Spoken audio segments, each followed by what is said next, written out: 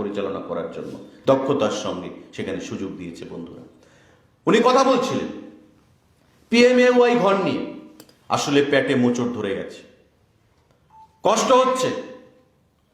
প্রধানমন্ত্রী এসে আমাদের মুখ্যমন্ত্রীর প্রশংসা করে গেছেন। প্রধানমন্ত্রীর আবাস যোজনা 11 সালের নাম অনুযায়ী যে লিস্ট তৈরি করা হয়েছে 2011 সালে, সেই লিস্ট অনুযায়ী ঘর হয়েছে উনি বলছেন। 14 সালে দিল্লিতে মোদিজির সরকার এসছে, আপনারাও তো ত্রিপুরা রাজ্যে ক্ষমতায় ছিলেন। ঘরের রাজনীতি নতুন নয়। ত্রিপুরা রাজ্যে একটা ঘর নিয়ে বহুত রাজনীতি আমরা দেখেছি, একটা রেগার জব কার্ড নিয়ে বহুত রাজনীতি আমরা দেখেছি বিগত দিনে কমিউনিস্টের শাসনে।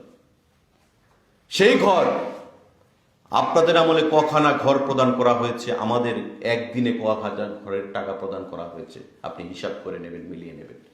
এখন জ্বালা হচ্ছে, হিংসা হচ্ছে যে মুখ্যমন্ত্রী বিপ্লব দেব উনি প্রশংসা কুড়িয়ে নিলেন, প্রধানমন্ত্রী থেকে বাহবা নিয়ে নিলেন। আগামী দিনে তো আমি যে 20 বছর মুখ্যমন্ত্রী ছিলাম, তবে আমার অ্যাচিভমেন্টটা কি, মানুষ আমাকে কিভাবে চিনবে, মানুষ আমাকে কিভাবে জানবে। এবং যেটা বাস্তব, যে আপনারা নিশ্চয়ই জানেন যে পিএমএওয়াই ঘরের যে গাইডলাইন, সেই গাইডলাইন উপরে যদি টিনের ছাদ থাকে তবে তাদেরকে গরিব বলে চিহ্নিত করা হবে না। আপনার মাটির ওয়াল থাকতে পারে, বেড়ার সেখানে দরজা থাকতে পারে, কিন্তু উপরে টিনের ছাদ থাকলে আপনি ঘর পাবেন না। আমাদের রাজ্য আপনারা জানেন যে গ্রামে গঞ্জে প্রতিটি জায়গায় টিনের ছাদ সেখানে রয়েছে, গরিব অংশের মানুষ। আইনের বেড়াজালে পড়ে, সিস্টেমের বেড়াজালে পড়ে অনেক গরিব অংশের মানুষ সেখান থেকে বঞ্চিত হচ্ছিল। আমাদের মুখ্যমন্ত্রী এবং উপমুখ্যমন্ত্রী একসঙ্গে দিল্লিতে গেলেন, প্রধানমন্ত্রীজিকে বোঝানোর চেষ্টা করলেন। প্রথমবার উনি নাকচ করে দিলেন, তারপরও যখন বোঝানোর চেষ্টা করলেন, প্রধানমন্ত্রী শুনলেন এবং তার যৌক্তিকতা স্বীকার করলেন, করে পিএমএওয়াই ঘরের নতুন যে গাইডলাইন ছিল তা পরিবর্তন করে নতুন গাইডলাইন আনলেন এবং সেটা সংশোধন করে আনলেন। এখন আজকে ত্রিপুরা রাজ্যের একসঙ্গে মোদিজি দিল্লিতে বসে প্রায় 1.5 লক্ষ মানুষকে ঘর প্রদান করেছেন। প্রথম কিস্তির টাকা 48,000 টাকা করে, 709 কোটি টাকা। ত্রিপুরা রাজ্যের পঞ্চায়েতগুলোতে, ব্লকগুলোতে 58টা ব্লক, সেই 58টা ব্লকে একসঙ্গে 709 কোটি টাকা গেছে, প্রায় 1.5 লক্ষ মানুষকে 48,000 টাকা করে। কেন আপনাদের আমলে সেটা হয়নি? কেন দিল্লিকে আপনারা বুঝাতে পারলেন না? এটাই তো ডাবল ইঞ্জিনের ফসল, এটাই তো ডাবল ইঞ্জিনের সুফল। বারবার বলছিলেন যে ডাবল ইঞ্জিনের সরকার, ডাবল ইঞ্জিনের সরকার। ত্রিপুরার বাইরে এমন একটা ভাব দেখাতে চাইছেন যে ত্রিপুরা রাজ্যে যেটা হয়েছে সব আপনার গুণ, আপনার ক্রেডিট, বিজেপির কোনো ক্রেডিট নেই। আজকে ডাবল ইঞ্জিনের সরকারটা রয়েছে বলেই 709 কোটি টাকা ত্রিপুরা রাজ্যে একসঙ্গে এসছে। ডাবল ইঞ্জিনের সরকারটা রয়েছে বলেই পিএমএওয়াই যে গাইডলাইন সেটা শিথিল করা হয়েছে। ডাবল ইঞ্জিনের সরকারটা রয়েছে বলেই 48,000 টাকা করে প্রথম কিস্তি দেওয়া হচ্ছে। বলছেন যে এই টাকা দিয়ে ঘর হয় নাকি? আপনার লজ্জা হয় না? বিগত দিনে যখন মুখ্যমন্ত্রী ছিলেন এই বিষয়গুলো নিয়ে দিল্লির সঙ্গে কথা বলেননি? আমাদের সরকার 70,000 টাকা করে গ্রামীণ ব্যাংকের সঙ্গে কথা বলে সেখানে লোন পাওয়ার ব্যবস্থা করে দিচ্ছে। কেন আপনি সেই উদ্যোগটা নিলেন না? আপনার আমলে কত হাজার ঘর পেয়েছে?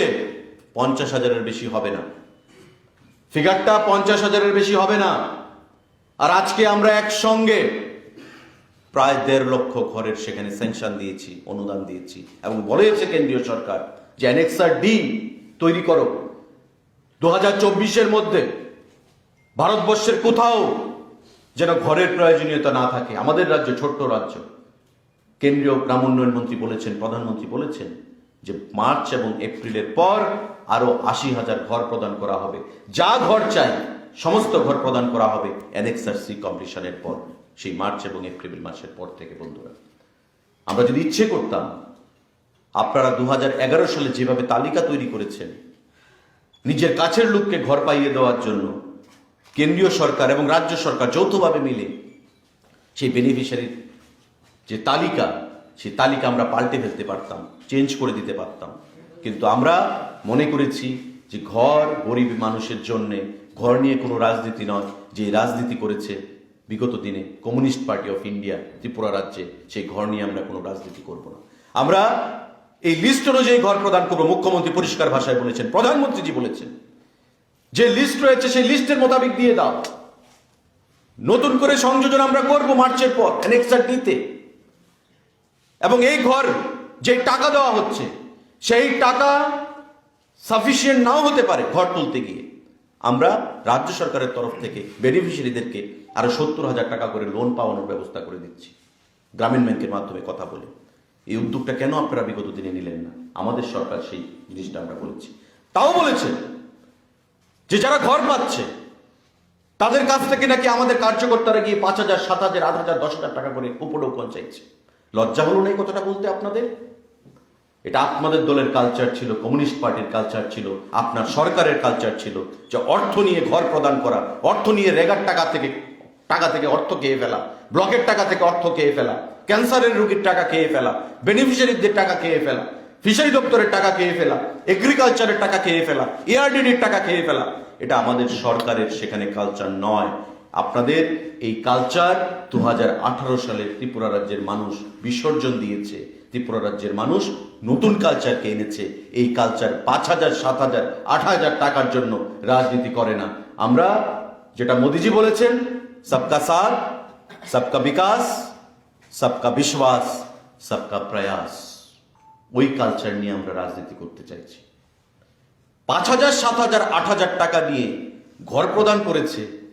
একটা উদাহরণ দেবেন মাননীয় প্রাক্তন মুখ্যমন্ত্রী, যে ওনার কাছে একটা উদাহরণ রয়েছে যে ওনার কাছ থেকে 5,000 টাকা চেয়ে আমাদের কোনো কার্যকর্তা ঘর প্রদান করেছে? একটা উদাহরণ দিতে পারবেন না। বলতে হবে প্রধানমন্ত্রীর ভাষণের বিরোধিতা করতে হবে, হতাশায় ভুগছেন, আবার মুখ্যমন্ত্রী হতে চাইছেন, 23-এ আসতে পারবেন না, বুঝে গেছেন। এতদিন স্লোগান তুলেছিলেন মানুষের সমর্থন নেই এই সরকারের প্রতি। এখন পৌর নির্বাচনের রেজাল্ট দেখেছেন, গতকাল জনঢল দেখেছেন, বুঝতে পেরেছেন, প্রত্যক্ষ করেছেন যে আমরা যতই চেষ্টা করি না কেন, যতই তৃণমূলের সঙ্গে পৌর নির্বাচনে রফা করার চেষ্টা করি না কেন, 5খানা ওয়ার্ডে মানুষ তো আমাদেরকে বর্জন করেছে। মিলিজুলি রাজনীতি কংগ্রেসের সঙ্গে যতই করেছি ত্রিপুরা রাজ্যে করে ক্ষমতায় ছিলাম, দোস্তি কুস্তি করে, মানুষ তো আর সেই দোস্তি কুস্তিকে মেনে নিচ্ছে না। আগামী দিনে সারা দেশে কংগ্রেসেরও ঘুরে দাঁড়ানোর সম্ভাবনা নেই, কমিউনিস্ট পার্টিরও ঘুরে দাঁড়ানোর সম্ভাবনা নেই। তাই রাজ্যে যতক্ষণ বিজেপি সরকার রয়েছে আমার মুখ্যমন্ত্রী হওয়ার হবে না।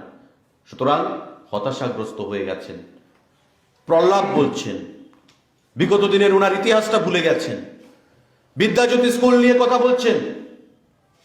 রাজ্য সরকার পরিষ্কার ভাষায় বলেছে যে কোনো প্রাইভেটাইজেশন নয়, রাজ্য সরকার তার নিজস্ব আয় থেকে, নিজস্ব কোষাগার থেকে 500 কোটি টাকা ইনভেস্ট করবে বিদ্যাজ্যোতি প্রকল্পে।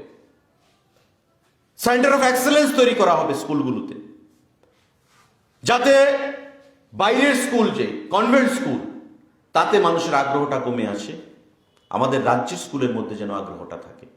সেলফ কন্ট্রাডিক্টরি কথা বলছেন। কেন সব স্কুলে হবে না? আপনারা কি করেছেন? 4,500 স্কুল ছিল ত্রিপুরা রাজ্যে, বর্তমানেও রয়েছে। সেই স্কুলগুলো থেকে 100 স্কুলকে আমরা বাঁচবো অ্যাজ এ কেস স্টাডি, আমরা সাকসেসফুল হব। পরবর্তী সময়ে আমরা আরো স্কুলকে বৃদ্ধি করব, সেই তালিকার আওতায় বৃদ্ধি করব। সহ্য হচ্ছে না আসলে, কারণ তাদের যেটা পলিসি ছিল, তাদের যেটা স্টাইল, যে মানুষকে অন্ধকারে রাখো, মানুষকে অশিক্ষিত করে রাখো, মানুষকে নিরক্ষর করে রাখো, আর আমাদের এসএফআই, ডিওএফআই ক্যাডারদেরকে দিয়ে আমরা শিক্ষক বানিয়ে দেব। তারা গিয়ে এসএফআই কিভাবে করতে হবে, ডিওএফআই কিভাবে করতে হবে সেগুলো শিক্ষা দেবে, আর ডান্ডা কিভাবে ধরতে হবে সেগুলো শিক্ষা দেবে। এ হচ্ছে ক্যাডার, মাস্টার বাবু। তাদেরকে দিয়ে আমরা শিক্ষকতাটা করাবো, তবে কমিউনিস্ট পার্টি শক্তিশালী হবে। আজকে সেই সিস্টেম থেকে রাজ্য সরকার ঘুরে দাঁড়িয়ে গেছে, সেই সিস্টেম এখন আর নেই। 100টা স্কুলকে সেখানে তালিকাভুক্ত করে 500 কোটি টাকার মতো খরচা হবে আগামী দিনে, শিক্ষার দিক থেকে, খেলাধুলার দিক থেকে আন্তর্জাতিক মানের তৈরি করার চেষ্টা হচ্ছে। আজকে স্লোগান তুলছে যে প্রাইভেটের হাতে তুলে দিচ্ছে, প্রাইভেটাইজেশনের হাতে তুলে দিচ্ছে। আসলে এদের যে রাজনৈতিক শিষ্টাচার, রাজনৈতিক কালচার, মানুষকে বিভ্রান্ত করা, একটা মিথ্যাকে গোয়েবলসে কায়দা, সেই জিনিসটা থেকে কমিউনিস্ট পার্টি এখনো ঘুরে দাঁড়াতে পারছে না। আজকে তাই স্বাধীনতার ৭৫ বছরের আমরা আজাদী কা অমৃত মহোৎসব পালন করছি। কমিউনিস্ট পার্টি তিমিরেই চলে গেছে, অন্ধকারে নিমজ্জিত হয়ে গেছে। আগামী দিনে ভারতবর্ষে আর ঘুরে দাঁড়ানোর কোনো সেখানে সম্ভাবনা নেই। বন্ধুরা, প্রধানমন্ত্রীকে গাল বন্ধ করছি, আমরা এমএসপি রেটে ধান ক্রয় করছি, এতে ওনার পেট ব্যথা রয়েছে। ওনাদের যখন সরকার ছিল কি দেখতাম, মাঠের মধ্যে, রাস্তার মধ্যে লাল ঝান্ডা নিয়ে ক্যাডারদেরকে নামিয়ে দিত কৃষক সভার নাম বলে। কি, কেন্দ্রীয় সরকারকে এমএসপি রেটে ধান ক্রয় করতে হবে, ধান ক্রয় করতে হবে। কেন্দ্রীয় সরকার ধান ক্রয় করবে? রাজ্য সরকারে রয়েছেন আপনারা, কোনোদিন তো বলেননি যে আমরা সিদ্ধান্ত নিয়েছি, ক্যাবিনেট সিদ্ধান্ত হয়েছে আমরা ধান ক্রয় করব। কেন্দ্রীয় ফুড দপ্তরের সঙ্গে কথা বলে আমরা সেখানে প্রচেষ্টা নিচ্ছি, কোনোদিন তো বলেননি। রাজ্য সরকারের কৃষক, রাজ্যের কৃষক কৃষিকাজে সেখানে আন্তরিকতা বা কৃষিকাজে উৎসাহ হারিয়ে তারা ফেলেছিল। অধিকাংশ জায়গায় আমরা দেখতাম ক্ষেতগুলো যে রয়েছে, ধানের যে চাষি, ধান জমিগুলো, সেগুলো খালি পড়ে থাকতো, ধান চাষ হতো না। আমাদের সরকার গঠিত হওয়ার পর আমাদের নির্বাচনী ভিশন ডকুমেন্টের যে প্রতিশ্রুতি, সেই প্রতিশ্রুতি অনুযায়ী আমরা বলেছি যে আমরা এমএসপি রেটে ধান ক্রয় করব কৃষকদের কাছ থেকে বছরে 2 বার। এবং সরকারে আসার পর প্রথম যে সিদ্ধান্তগুলো নেওয়া হয়েছিল তার মধ্যে একটা উল্লেখযোগ্য সিদ্ধান্ত ছিল এমএসপি রেটে ধান ক্রয় করা। এবং আজকে কৃষকরা গিয়ে দেখুন, প্রতিটা কৃষকের পরিবারে সেখানে আনন্দ, প্রতিটা কৃষকের মুখে হাসি ফুটেছে। এবারেও আমরা প্রায় 20,000 মেট্রিক টন আমরা ধান ক্রয় করব এই রবি মরশুমে কৃষকদের কাছ থেকে। 20,000 মেট্রিক টন ধান 19 টাকা 40 পয়সা রেটে কৃষকদের কাছ থেকে। বন্ধুরা, কেন আপনারা কিনতে পারলেন না? এটা আপনাদের ব্যর্থতা নয়, এটা ডাবল ইঞ্জিনের সুফল নয়। কৃষকদের কাছ থেকে এমএসপি রেটে 19 টাকা 40 পয়সা ধরে আমরা ধান ক্রয় করছি এবং প্রতি সিজনে বছরে 2 বার ধান ক্রয় হচ্ছে। প্রতি সিজনে ধানের রেটটা বৃদ্ধি পাচ্ছে, এমএসপি প্রাইস বৃদ্ধি পাচ্ছে। লজ্জা হয় না আপনাদের বলা? গরিব দরিদ্র সরকার বলতেন, কৃষক দরিদ্র সরকার বলতেন। আমরা সিদ্ধান্ত নিয়েছি কৃষকদের কাছ থেকে ধান ক্রয় করার। মোদিজি রয়েছে, আমরা নিয়েছি, বিপ্লব দেব সিদ্ধান্ত নিয়েছে। এটা ডাবল ইঞ্জিনের সুফল। বিগত দিনে আপনি সেই সুফল দিতে পারেননি। বন্ধুরা, লজ্জা থাকা দরকার। পিএম কিষান আমাদের রাজ্যে গত 3 দিন আগে 44 কোটি টাকা এসছে কৃষকদের অর্থনীতিকে স্ফীত করার জন্য। একটা কৃষক থেকে শুধু ধান ক্রয় করা নয়, ধান চাষ করা থেকে শুরু করে ধান বিক্রি পর্যন্ত যতটা পদক্ষেপ রয়েছে, যতটা স্টেপ রয়েছে, প্রতিটা স্টেপে কেন্দ্রীয় সরকার এবং রাজ্য সরকার কৃষকদের পাশে দাঁড়িয়ে তাকে স্বাবলম্বী করছে, আত্মনির্ভর ভারত তৈরি করছে, আত্মনির্ভর ত্রিপুরা তৈরি করছে, যেটা মোদিজি বলেছেন। এটাই ডাবল ইঞ্জিনের সুফল। বন্ধুরা, পিএম কিষান আমাদের রাজ্যে গত 3 দিন আগ পর্যন্ত প্রায় 400 কোটি টাকা এসছে। লাস্ট ইনস্টলমেন্ট, যেটা 3 দিন আগে কেন্দ্রীয় সরকার থেকে মোদিজি প্রদান করেছেন, প্রায় 44 কোটি টাকা। তার আগে 365 কোটি টাকা এসছে। 2,35,000 কৃষক সেখানে বেনিফিটেড হচ্ছেন আমাদের রাজ্যে ডাইরেক্টলি। কোনো মিডলম্যান নেই, কোনো কমিশন বাণিজ্য নেই, ডাইরেক্ট কৃষকের অ্যাকাউন্টে টাকা চলে যাচ্ছে দিল্লি থেকে। প্রায় 400 কোটি টাকার উপর ত্রিপুরা রাজ্যে গেছে, গ্রামীণ অর্থনীতিকে স্ফীত করেছে। পিএমএওয়াই ঘরে 709 কোটি টাকা এসছে, গ্রামীণ অর্থনীতিকে স্ফীত করছে, ডাইরেক্ট অ্যাকাউন্টে টাকা যাচ্ছে। লজ্জা লাগে না আপনাদের বলতে? ডাবল ইঞ্জিনকে নিয়ে কটূক্তি করছেন। আপনাদের সরকারের আমলে এই জিনিসগুলো কেন আমরা দেখতে পাইনি? কেন কৃষকদের কাছ থেকে ধান ক্রয় করা হয়নি? কেন পিএমওয়াই ঘরে ডাইরেক্ট টাকা প্রদান করা হয়নি? কেন একটা ঘরের জন্য মানুষকে মিছিল মিটিংয়ে লম্বা লাইন করতে হতো, পার্টি অফিসে ভিড় জমাতে হতো? মাননীয় প্রাক্তন মুখ্যমন্ত্রী জবাব দেবেন কি? সাংবাদিক সম্মেলন করার জন্য, নিজের অস্তিত্বটাকে জাহির করার জন্য প্রধানমন্ত্রীকে নিজের সমকক্ষ ভেবে ফেললেন। রাজনৈতিক দেউলিয়াপনার এর থেকে বড় উদাহরণ আর রয়েছে বলে আমরা মনে করি না। ভারতীয় জনতা পার্টি আমরা তীব্র ভাষায় তার ধিক্কার জানাই, তার নিন্দা জানাই এবং আগামী দিনে এই যে ইস্যুগুলো নিয়ে উনি কথা বললেন, সেই ইস্যুগুলো কেন বিগত দিনে হয়নি? আমি প্রশ্ন করতে চাইছি আপনাকে, আপনার সরকারের আমলে কেন এই ইস্যুগুলো নিয়ে আপনি কথা বললেন না? এয়ারপোর্টের কথা লজ্জা হলো না? এটা সিস্টেম। পার্লামেন্টারি ডেমোক্রেসিতে একটা সরকার আসবে, একটা সরকার যাবে। একটা সরকারের আমলে অ্যাডমিনিস্ট্রেটিভ স্যাংশন আসবে, আরেকটা সরকারের আমলে হয়তোবা ওই অ্যাডমিনিস্ট্রেটিভ স্যাংশনের পর টাকা স্যাংশন হবে, টাকা স্যাংশনের পর টেন্ডার হবে, টেন্ডারের পর সেখানে কাজ শুরু হবে, কাজ কমপ্লিট হবে। একটা সরকার সবসময় থাকবে না, চলতে থাকবে এটা ধারাবাহিকভাবে। আমি যেটার ভিত্তিপ্রস্তর স্থাপন করে গেছি, হয়তো আরেক সরকার এসে সেই বিল্ডিংটার উদ্বোধন করবে, কিন্তু দেখতে হবে যে অর্থ দিয়ে কোন সরকারটা ওই প্রজেক্টটাকে সাহায্য করেছে। আগরতলার এয়ারপোর্ট 450 কোটি টাকা খরচ হয়েছে। বাজপেয়ীজির সময় উনি বলছেন যে বাজপেয়ীজির সময় সিদ্ধান্ত হয়েছিল, আমাদের সরকার ছিল। তো বাজপেয়ীজি কার প্রধানমন্ত্রী ছিলেন? লজ্জা হলো না আপনার কথাটা বলতে? বাজপেয়ীজি কার প্রধানমন্ত্রী ছিলেন? কোন দলের প্রধানমন্ত্রী ছিলেন? কোন দলকে প্রতিনিধিত্ব করেছেন? তারপর বলছেন এখানে আমাদের সরকার ছিল। আপনাদের সরকার আসার পর 2014 সালে যখন দিল্লিতে মোদিজির সরকার আসে, তারপর থেকে এই এয়ারপোর্টের কাজ ত্বরান্বিত হয়েছে। যদি আপনাদের সরকার থাকতো, আগরতলায় এয়ারপোর্ট গতকাল হয়তো মোদিজির হাত দিয়ে শুভ উদ্বোধন হতো না। এটাতেও দুর্নীতিতে নিমজ্জিত হতে হতো রাজ্য সরকারকে। কেন্দ্রীয় সরকারের কাজ 450 কোটি টাকা সেখানে খরচ হয়েছে। আন্তর্জাতিক মানের বিমানবন্দর হয়েছে। আমাদের রাজ্যের নর্থ ইস্টের মানুষের কাছে এটা বিশাল পাওনা, এটা বড় পাওনা বলে আমরা মনে করি। কিন্তু মোদিজি যেভাবে অর্থ দিয়ে স্যাংশন দিলে হয় না। একটা কাজের হচ্ছে একটা অ্যাডমিনিস্ট্রেটিভ স্যাংশন, আরেকটা হচ্ছে ফিনান্সিয়াল স্যাংশন। ফিনান্সিয়াল স্যাংশনও দিতে হবে। ফিনান্সিয়াল স্যাংশনটা কে দিয়েছেন? আমাদের দেশের প্রধানমন্ত্রী মোদিজি দিয়েছেন। তাই সঠিক সময়ে এই এয়ারপোর্ট আমরা আমাদের জনতার হাতে, জনগণের হাতে আমরা তুলে দিতে পেরেছি। বড় বড় কথা বলছেন পার্টি অফিসে বসে, লজ্জা থাকা দরকার আপনাদের। ত্রিপুরাকে 25 বছর ক্ষমতায় থেকে 50 বছর পিছিয়ে দিয়েছেন আপনারা। আজকে ব্রডব্যান্ড যে হীরা মডেলের কথা আমাদের মোদিজি বলে গেছেন, কালকে উনি বলেছেন যে আমি হীরা বলেছি। হীরা মানে কি? হাইওয়েজ।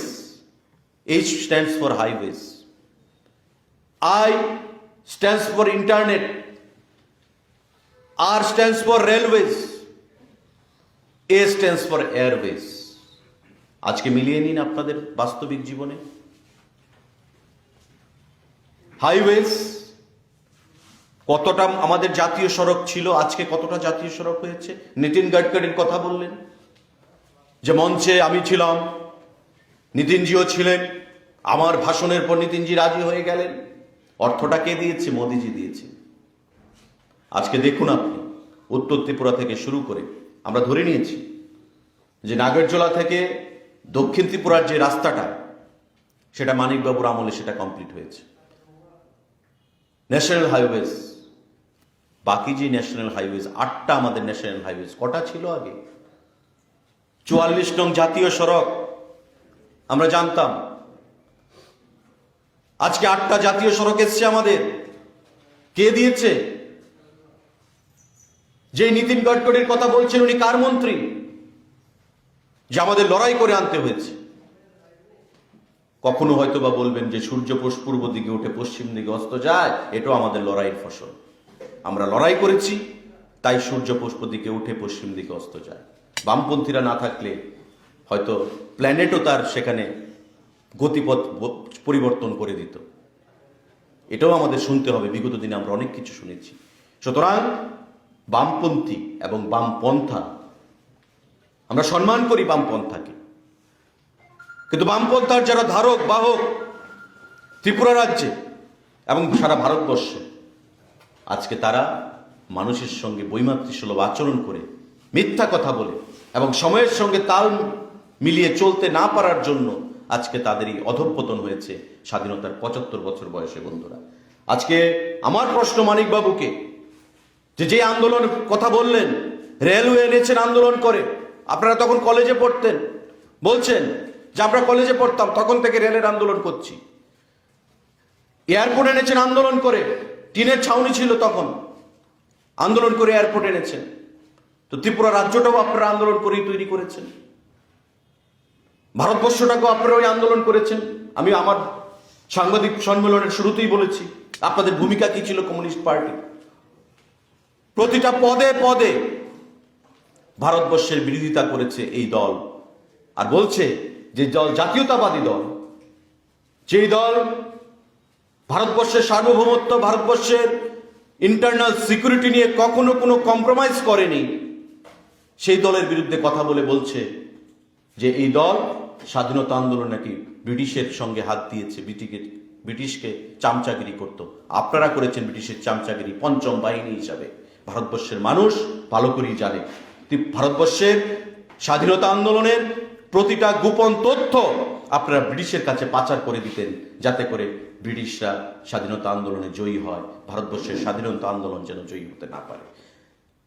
স্বাধীনতা হলো ইএমএস নাম্বুদ্রিপাদ বিটি রণদ্বীপেরা বললেন ই আজাদি ঝুটা হয় পশ্চিমবাংলার রাজপথে। আমি সেটা বলেছি আপনাদেরকে, মানুষ হারে হারে টের পেয়েছে বামপন্থীরা কি ভারতবর্ষে। সুতরাং স্বাধীনতার ৭৫ বছর পরেও বামপন্থীদেরকে মানুষ প্রত্যাখ্যান করেছে। দুটো রাজ্য, ৩টে রাজ্যের বাইরে কোথাও বাড়তে পারেননি আপনারা। ৩৪ বছর পশ্চিমবাংলায় ছিলেন, একটা আসনেও বিগত বিধানসভা নির্বাচনে জয়ী হতে পারেননি। ২৩৪ খানা আসনের মধ্যে একটা আসন। কেন পারলেন না? আপনারা অনেক ভালো কাজ করেছেন, তাত্ত্বিক নেতা জন্ম দিয়েছেন। আজকে সেই তাত্ত্বিক নেতা বলছেন বিমান বসু আগামী দিনে আমাদের তৃণমূলকে সঙ্গে নিয়ে চলতে হবে। আর এই রাজ্যে গত পৌরসভা নির্বাচনে তৃণমূলের সঙ্গে গোপন আঘাত করেছেন ৫খানা ওয়ার্ডে, যাতে কমিউনিস্টের ভোটটা তৃণমূলের দিকে চলে যায়। খাতা খুলতে হবে তৃণমূলকে, আর তৃণমূলের ভোটটা কমিউনিস্ট পার্টির দিকে চলে যায়, পৌরসভা দখল হয়ে যাবে। মানুষ উচিত শিক্ষা দিয়েছে, উচিত জবাব দিয়েছে সারা রাজ্যে এবং আগরতলা পৌর কর্পোরেশনে বন্ধুরা। সুতরাং এই মিথ্যা গল্প মানুষকে না শুনিয়ে, এই বিভ্রান্তিকর তথ্য না দিয়ে সত্যটাকে স্বীকার করুন। বলছেন আশিস দাস, কোন এক সাংবাদিক বন্ধু হয়তো জিজ্ঞাসা করেছে এখানে আমাদের মধ্যে আশিস দাসকে নিয়ে, বলছে এমন আরো বিধায়ক হয়তোবা রয়েছে তাদের মধ্যে যারা এমন করবে, হয়তোবা। আপনার দলের বিধায়ক কতজন? ১৬ জন। আপনার দলের বিধায়কেও তো আমাদের সঙ্গে যোগসূত্র রয়েছে। আপনার প্রতি ক্ষুব্ধ, আপনার প্রতি রুষ্ট, আপনি কারোর উত্থান সহ্য করতে পারেন না। কোন কমরেড আপনার সামনে গিয়ে কথা বলতে পারে না, আপনার অহংকার। আপনার প্রতি রুষ্ট হয়ে আমাদের সঙ্গেও যোগাযোগ করেন যে এই লোকটা যতদিন থাকবে ততদিন আমরা রাজনীতিতে সার্ভাইভ করতে পারবো না কমিউনিস্ট পার্টি। আমরা চাই আপনি থাকুন সমহিমা, সুস্থ সবল থাকুন, কিন্তু এই বিভ্রান্তিকর বক্তব্য থেকে নিজেকে বের করে আনুন, যাতে করে মানুষ বিভ্রান্ত না হয়। মানুষ বিভ্রান্ত হয়েছে বিগত দিনে, কিন্তু ২০১৮ সালে মানুষ একটা রাষ্ট্রবাদী সরকারকে ক্ষমতায় প্রতিষ্ঠিত করেছে। এবং মনে রাখতে হবে, আমাদের এই ৪ বছরের মধ্যে আমাদের ২ বছর আমরা কোভিডের বিরুদ্ধে লড়াই করে কাটিয়েছি বন্ধুরা। আমাদের ডাবল ইঞ্জিন সরকার রয়েছে বলে দিল্লিতে এবং রাজ্যে আমরা কোভিডের বিরুদ্ধে মানুষকে লড়াই করে বাঁচাতে সক্ষম হয়েছি, এবং আগামী দিনেও আমাদের একসঙ্গে সেটা লড়তে হবে, যে জিনিসটা আপনাদের সহ্য হচ্ছে না বন্ধুরা।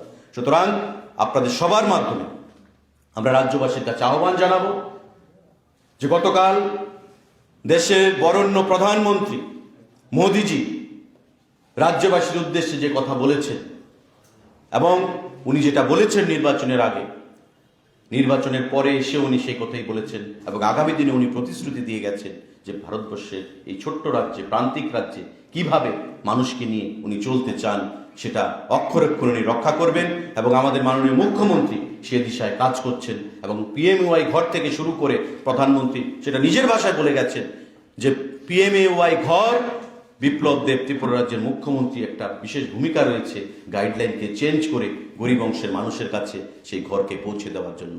সেই ক্রেডিটটা উনি সহ্য করতে পারছেন না বিপ্লব বাবুকে দেওয়ার জন্য, উনি চাইছেন ক্রেডিটটা নিজে রাখার জন্য। বন্ধুরা, তো এই মিথ্যা যে স্বপ্ন এবং এই যে রাজনৈতিক দেউলিয়াপনা, তার থেকে বেরিয়ে এসে মানুষের সঙ্গে কথা বলুন, মানুষের সঙ্গে যান, মানুষ কি চাইছে সেই জিনিসটা বোঝার চেষ্টা করুন। তবে মানুষের পালসটা মানিকবাবু এবং তার দল আসল করে বুঝতে পারবেন। এবং ভারতীয় জনতা পার্টি, আমি দায়িত্ব নিয়ে আজকে আপনাদেরকে বলে দিয়ে যেতে চাইছি যে ভারতীয় জনতা পার্টি কোথাও ঘরের বিনিময়ে টাকা লেনদেন, টাকা আদান প্রদান, কোথাও যদি কোনো নেতা, আপনাদেরকেও বলছি সাংবাদিক বন্ধুরা, আপনারাও আমাদেরকে ধরিয়ে দেবেন, মুখ্যমন্ত্রীকে বলবেন। মুখ্যমন্ত্রী সৎ সাহস রয়েছে বলেই উনি বলছেন। মানিকবাবু তো ছিলেন 20 বছর, সৎ সাহস ছিল, কোথাও বলেছেন যে দুর্নীতি যদি ধরে দিতে পারেন আমি মুখ্যমন্ত্রিত্ব ছেড়ে দেব, আমি রাজনীতি ছেড়ে দেব? আমাদের মুখ্যমন্ত্রী কিন্তু সেই কথাটা সৎ সাহস করে বলেছেন। ওনার মধ্যে সেই সৎ সাহস ছিল না, আগামী দিনে ওনার মধ্যে সেই সৎ সাহস আসবে না। বন্ধুরা, কোথাও যদি প্রমাণ দিতে পারে যে আমাদের দলের কোনো নেতৃত্ব সেখানে যুক্ত রয়েছে, কোনো মন্ত্রী, বিধায়ক, সে 5,000, 7,000, 10,000 টাকার বিনিময়ে ঘর প্রদান করা হয়েছে, টিএসআর এর চাকরি প্রদান করা হয়েছে অর্থের বিনিময়ে, আমাদের গোচরে আনুন, মুখ্যমন্ত্রীর গোচরে আনুন। আমরা সঠিক সময়ে সঠিক সিদ্ধান্ত আমরা গ্রহণ করব। ধন্যবাদ সবাইকে। কারোর যদি কোনো প্রশ্ন থেকে থাকে প্লিজ ফিল ফ্রি। একটা প্রশ্ন রয়েছে একেবারে শুরুতেই, আপনি একবার যদিও বলেছেন, তারপরেও আবার দলের আরেকটা প্রতিক্রিয়া যদি পাই। দলের বিধায়ক ছিলেন আশিস দাস এবং দল থেকে উনি বেরিয়ে গেছেন। আজকে সরকারিভাবে যেহেতু উনি একজন বিধায়ক ছিলেন এবং আজ ওনার বিধায়ক পদ সব দিক থেকে অনুপযুক্ত বলা হয়েছে, এই বিষয়টাকে রাজ্য বিজেপি এবার কিভাবে দেখছে? মানে একটা পদক্ষেপ নেওয়া হয়েছে এবং অন্যান্য যারা বিধায়ক আরো একজন রয়েছেন, ওনার বিরুদ্ধে এখনো কোনো ধরনের পদক্ষেপ নেওয়া হয়নি। দল কি ভাবছে এটা নিয়ে? দেখুন, বিধায়ক উনি ভারতীয় জনতা পার্টির টিকিটে হয়েছেন, সিম্বলে হয়েছেন, এবং যখন কেউ বিধায়ক হয়ে যায় তখন বিধানসভার যে আইন, আমাদের একটা বুকলেট রয়েছে, ওই বিধানসভার আইন মোতাবেক তাকে চলতে হয়। This is completely a call taken by the honourable speaker of Tripura legislative assembly. এটা ওনার জারিসডিকশন, ওনার এখতিয়ার। এটা স্পিকারের এখতিয়ারের মধ্যে রয়েছে বলেই স্পিকার সেই সিদ্ধান্ত আপনাদেরকে জানিয়েছেন, জনগণকে জানিয়েছেন। এখন কোন বিধায়কের বিরুদ্ধে নেবেন কি নেবেন না, কি কাজ করলে পরে, সমস্ত কিছু তো আইনে চলে, কি করলে পরে সেই আইনের মোতাবেক অ্যাকশন হবে সেটা স্পিকার বলবেন, সে বিষয়ে কোনো কথা বলবো না।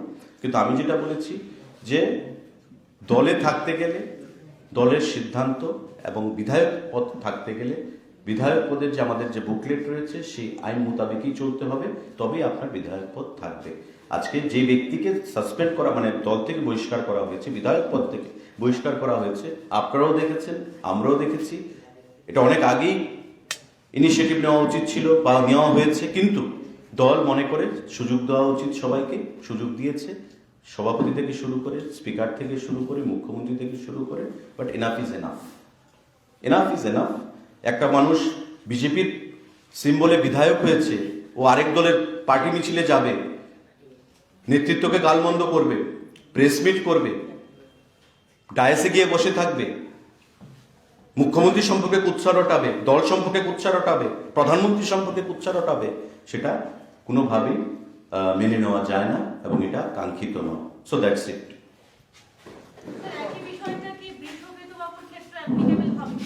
আমি তো বলেছি এটা এমএলএ, একজন MLA guided by law, guided by act, একটা বুকলেট রয়েছে আমাদের parliamentary procedure Tripura legislative assembly থেকে প্রদান করা। নিশ্চয়ই কোনো সিস্টেম রয়েছে যে কিভাবে করলে সে তার বিধায়ক পদ খারিজ হবে। আমি যতটুকু জানি বিশ্ববিদ্যালয়বাবু ফিজিক্যালি আসেননি ফার্স্ট টাইম, পরবর্তী সময় এসছেন। তো এটা totally jurisdiction of the honourable speaker to take a call on it. Thank you. আরেকটা বিষয়, এনাফ ইজ এনাফ, মানে আপনার কথা। ইয়েস। এবং এই আর কাজের বিরুদ্ধে কি ব্যবস্থা নেওয়া বিষয়ে যে বিষয়গুলো বা যে কথাগুলো বা অভিযোগগুলো বিভিন্ন সময় এনাফ ইজ এনাফ। আশিস বাবুর কথা এখানে এসছে, আশিস দাস সম্পর্কে যে he has crossed all limits of stupidity.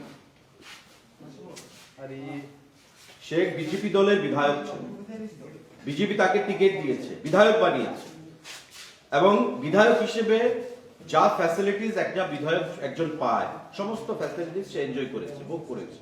কিন্তু সেই দলের বিরুদ্ধে গিয়ে, মুখ্যমন্ত্রীর বিরুদ্ধে গিয়ে, সরকারের বিরুদ্ধে গিয়ে, প্রধানমন্ত্রীর বিরুদ্ধে গিয়ে সে কথা বলেছে।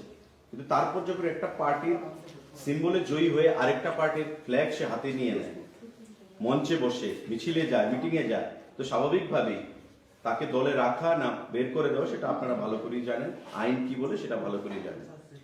সো মাই ইন্টেনশন ওয়াজ, যেটা উনি বলেছেন আমাদের সাংবাদিক বন্ধু আশিস দাসের বিরুদ্ধে, সেই আশিস দাসের বিরুদ্ধে আমি কথা বলেছি। So for other MLS R concern, আপনার যেটা প্রশ্ন, যেটা উদ্দেশ্য, ইন্টেনশন, সেটা দল দেখবে। আমি বলেছি যে আর অনেক আগেই অন্য কোনো দল হলে অনেক আগেই সিদ্ধান্ত নিত, কিন্তু আমাদের মুখ্যমন্ত্রী বলেছেন যে না, সময় দেওয়া উচিত। আমাদের নেতৃত্ব বলেছে সময় দেওয়া উচিত, সভাপতি বলেছেন সময় দেওয়া উচিত, সময় দিয়েছেন। কিন্তু এই ক্ষেত্রে there is limit of everything. He has crossed all limits of stupidity. So on appropriate time, party has taken a call, honorable speaker has taken a call. That's it. Subscribe to Tripura Info and press the bell icon so that you never miss any latest updates and news on Tripura.